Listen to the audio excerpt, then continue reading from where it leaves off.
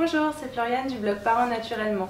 Je suis très heureuse de vous retrouver aujourd'hui pour une nouvelle vidéo. Et aujourd'hui, on va parler de la difficulté qu'ont parfois les enfants à manger des légumes et comment est-ce qu'on peut faire pour les encourager. Je pense qu'il y a une idée qu'on n'a pas assez en tête et pourtant ça aide vraiment, c'est le fait de les agrémenter. On a tendance souvent à servir aux petits enfants des légumes vapeur, nature, et on va être honnête, hein, c'est pas ce qu'il y a de plus appétissant, c'est pas ce qu'il y a le plus de saveur. Par exemple, si je vous laisse le choix entre un brocoli vapeur ou un brocoli qu'on a fait revenir dans un peu d'huile d'olive avec des épices, il y a des chances que vous me disiez que vous préférez la version avec les épices. Et bien en fait les tout petits c'est pareil, et on a tendance à penser que les tout petits ne peuvent pas vraiment manger d'épices et qu'il vaut mieux leur servir les choses nature, mais en fait c'est une idée fausse. Il n'y a aucun problème pour les tout petits, même pour les bébés, à manger des épices. Là il faut être vigilant, c'est le sel. Le sel, on limite vraiment, c'est très important, mais par contre les épices, il n'y a aucun problème. Au contraire, elles contiennent plein de bons nutriments. Donc, en plus c'est bon pour la santé, ça apporte des bons nutriments et puis ça apporte surtout de la saveur aux légumes et ensuite c'est plus attrayant, on a plus envie de les manger. Et souvent on a cette idée que les tout petits ne vont pas aimer ça, alors qu'en fait pas du tout. Il ne faut pas oublier que les bébés à l'intérieur du ventre de leur maman, ils ont goûté via le liquide amniotique à plein de saveurs différentes déjà. Si la maman a l'habitude de manger régulièrement des épices, ils ont eu ce goût d'épices via le liquide amniotique. Et ensuite, si le bébé est allaité, il y a aussi goûté via le lait maternel, puisque le lait maternel prend aussi le goût de ce que la mère mange. Donc si la maman mange régulièrement des épices, il a déjà eu ses saveurs en bouche via le lait maternel.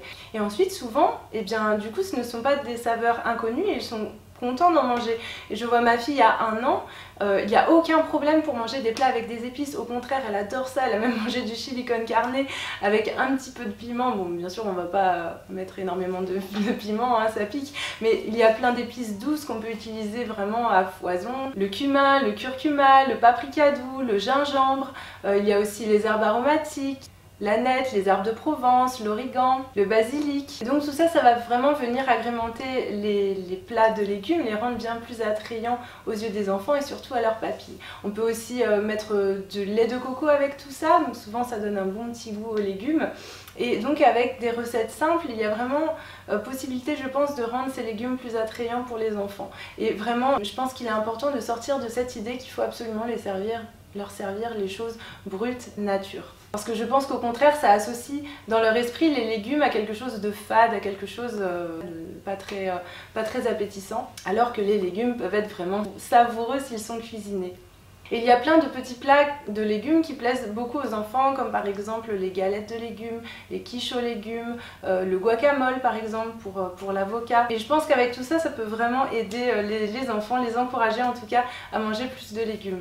Alors à ce sujet, j'ai préparé 10 petites fiches recettes, des recettes que je cuisine chez moi et dont mes enfants raffolent, des choses qu'ils aiment. Donc j'ai préparé ces fiches recettes pour vous donner l'inspiration si ça vous tente.